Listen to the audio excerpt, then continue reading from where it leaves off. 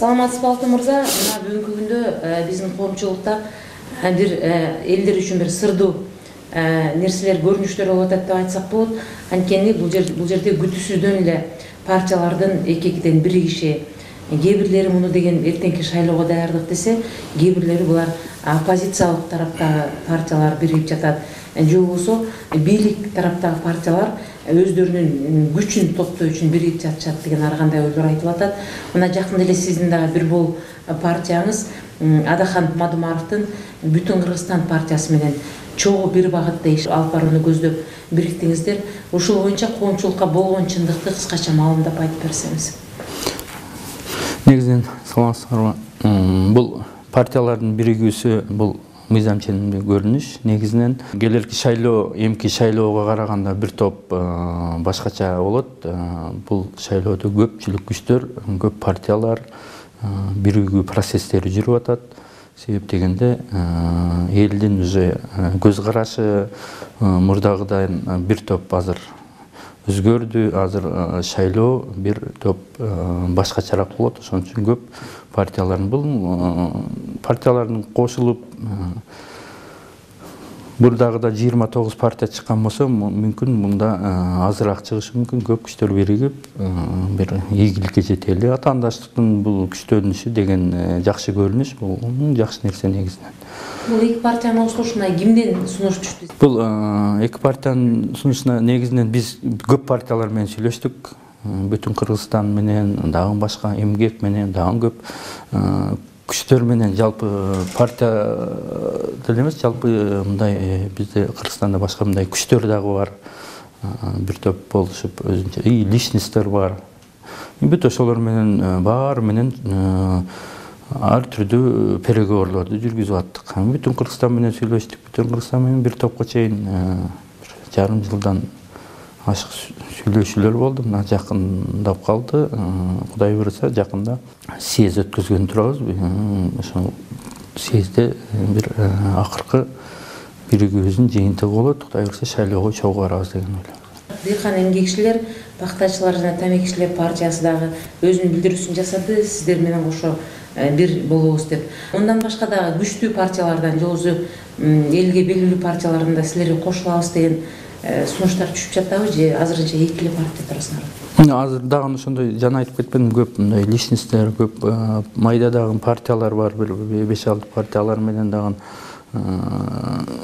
сүйлөшүүлөр жүрүп жатат. Негизинен бизди кызыкчылык эмес, негизинен бир идея бириктириш керек болуп атат да. Кызыкчылык менен бириккен бат эле мындай ыдырап кетишин практикада да көрдүк да. Бир идеянын тегерегинде чогулбаса, келечекте дагы ишке ашпай калып, оор нерселер болуп калышы мүмкүн. Бул эки партиянын биригүүсү бийликтин демилгеси менен, ачык айтканда бүгүнкү өлкө башчысы Атамбаев Алмаз Шаршеновдун демилгеси менен түзүлгөн биримдик деп айтылып жүрөт. Бул жөнүндө сиздин оюңуз кандай?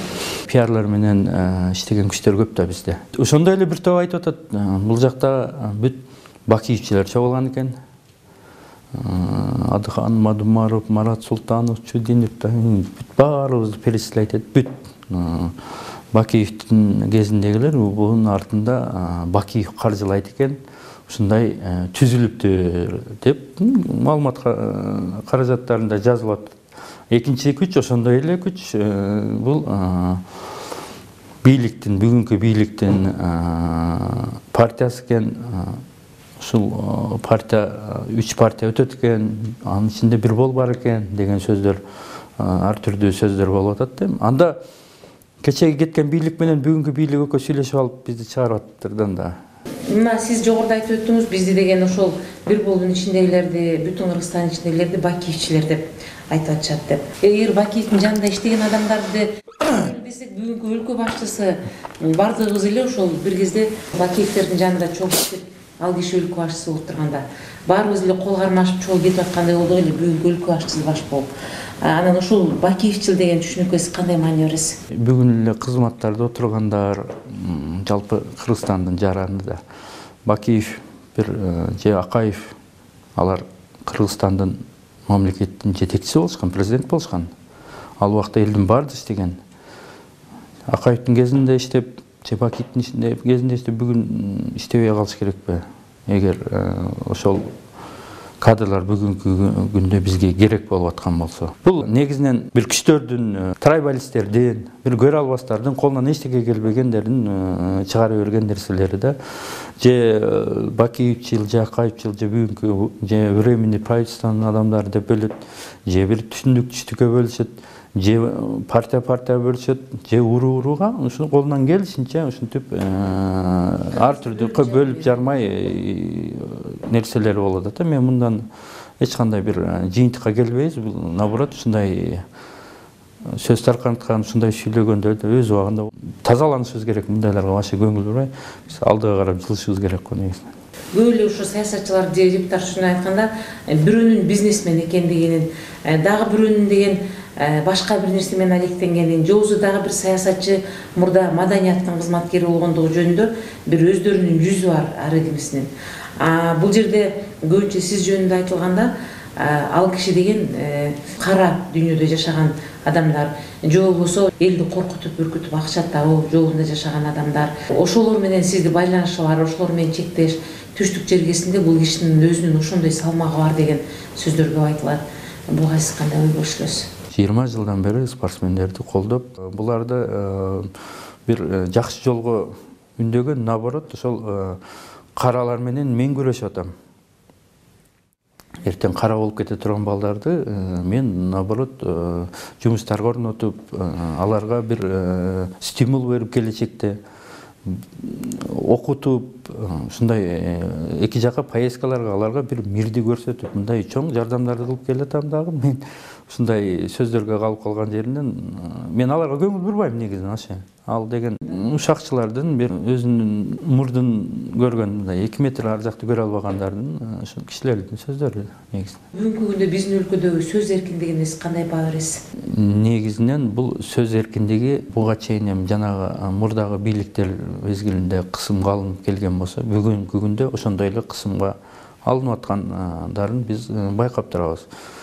Журналисттерди же СМИ өкүлдөрүн да мындай. Бул деген уже бул контроль кылганга болбойт. Контроль кылганга уже мүмкүн эмес. Ар бир жаран, ар бир телефон көтөргөн киши бүгүнкү күндө уже СМИ. Ар биринин телефонунун камерасы бар.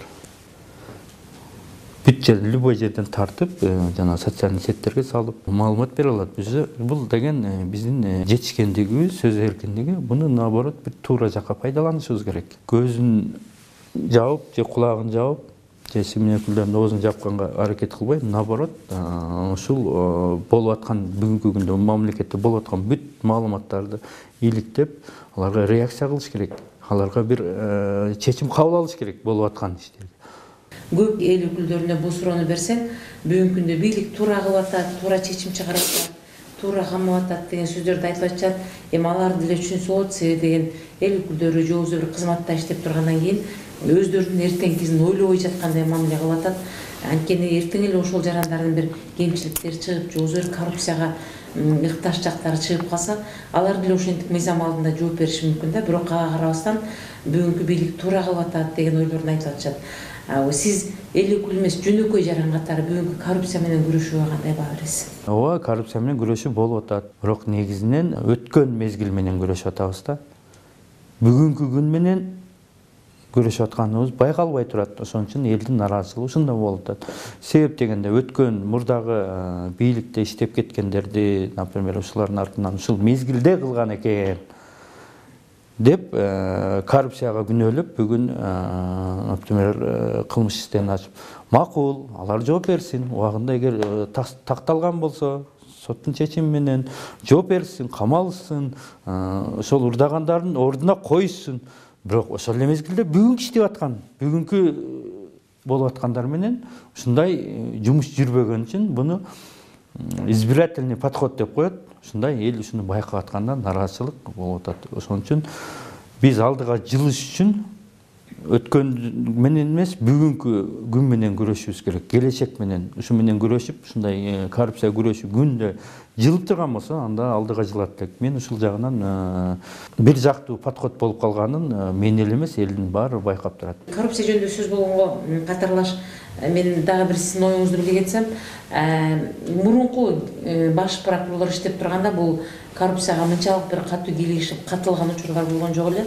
Мына бүгүнкү күндө экс баш прокурор Аида Жеңишбекованын учурунда коррупцияга байланыштырып камоо же болбосо жазалоо жагы абдан күч алды эле. Бул Салянованын алып барган иши боюнча сиздин оюңуз кандай? Эми негизинен Салянованы азыр элдин баары бир көп күчтөр мактап атышпайбы? Аябай жакшы иштеди, мындай жакшы результаттарды. Ооба жакшы иштеди бир жагынан, а бир жагынан мен көп деле айта албайм жакшы иштеди. Мен бир жагынан айтам, избирательный подход именно ушул Салянова жасады депчи. Бүгүнкү күндө иштеп аткан коррупция менен күрөшө албайт. Өткөн күнү критикалашчы, өткөн күнү болгон иштерди чукулаш бул негизинен эң оңой да. Болуп аткан алдын ала турган нерселерди жасаш керек да. Негизинен биз алдыга жыл үчүн бүгүнкү күн менен бүгүнкү болуп аткан бүгүнкү бюджетибиз, бүгүнкү канча сарамжалып пайдаланып, кимдер каяктан ырдап атат, эмне болду, ошону менен күрөшүшүбүз керек да негизи. Ал колдорунан келбейт дагы өткөн менен күрөшүп дагы деле мурдагыдай эле подход болуп атат. Бүгүнкүлөр урдай берсин, алар убактысы келгенде жооп берет. Андай болбойт да. Бардыгы бирдей жооп бериш керек. Өткөнкүлөр да жооп берсин, бүгүнкүлөр эртеге коррупция кылам деп, жасайм деп даярданып аткандар дагы ошого бөгөт тосушубуз керек да. Ошолорго бүгүнкү күч органдары, башкалары ушул коррупцияга каршы схемаларды бир бүгүнкү жүрүп аткан ошол эле Ширсовдун же башканын бардыгы бүгүнкү күндө иштеп атат деп элдин баары эле айтып атпайбы? Бүт ошол эле схемалар, ошолор кайсыл жерден бүгүн ачылды? Мен бир жерден байкаган жокмун. Экс шаар башчысы Нариман Төлеев менен андан кийинки экс шаар башчысы Иса Өмүркуловдун экөөнүн статьялары бирдей эле болуш керек эле коррупция боюнча. Иса Өмүркуловдун боштондукка чыгып акталып кетиши, Нариман Төлеевдин бүгүнкү күндө убактылуу жайда кармалып турушу коомчулуктун аябай көп кызыктырат да, эмне үчүн мындай болуп калды депчи. Буга сиз кандай ой бөлүшө аласыз? Жалпы эл мындай байкайт да, көпчүлүгү көп деле статьяга эметпейт да, мындай сравнивать этет, ким кандай иштеди.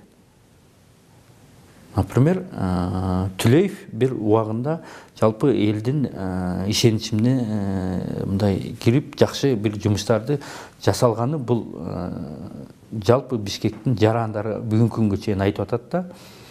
Ооба, Төлеев жооп берсин. Төлеевден кийинки келген мэрлер андан жакшы жумуш жасап, чоң иштерди андан бир 10 эсе жакшы кылып, бюджетин көтөрүп, шаарды бир гүлдөтүп жүрүп, анан кийин вот иштеген мындай болот. Урдаган үчүн мурдагы мэрди биз отургуздук. Бүгүнкүлөр монтип иштеп атат десе, анда эл колдомок. Тескерисинче Төлеевден кийинки келген мэрлер Төлеевдей иштей алган жок да. Эл ошону айтып атат. Иштегенди камап атасыңар. Бүгүн иштебегендер монтип атат. Бүгүнкү мэр, например, аябай нараазычылык көп. Ошондой подход болуш керек. Мурдагы иштегенден кийинки иштеген аябай жогору иштесе, анан кийин мунун урдап, мындай жумуштарды кылбаган үчүн бүгүн жооп берип атат десе, эл ишенет. Эмгек партиясынын бүгүн сизге да кошулат экен деген маалымат бар.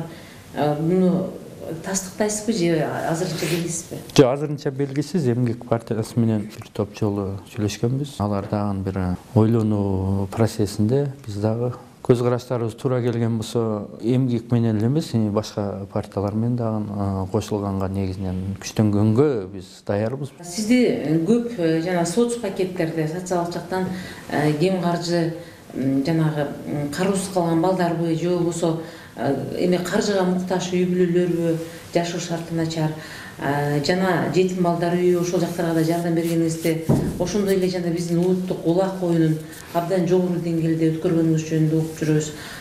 Булардын баарын каржыны каяктан аласыз? Жеке бизнесиңиз эмне менен алектенесиз? Мен негизи депутаттыкка чейин жеке өзүм бизнес менен заниматься эткенмин. Ал бизнестерин бүт өткөзүп бергенмин убагында. Аны менен инилерим, досторум азыр бүгүнкү күндө иштешип атат. Ал жактан болгон каржыдан мен анча мынча өзүм эмемди алып ушундай иштерди жүргүзүп атам. Кыйналгандарга же бир сөзсүз эми депутат болгондон кийин жардам сурагандар негизинен көп болот. Баарына жардам бере албайсың.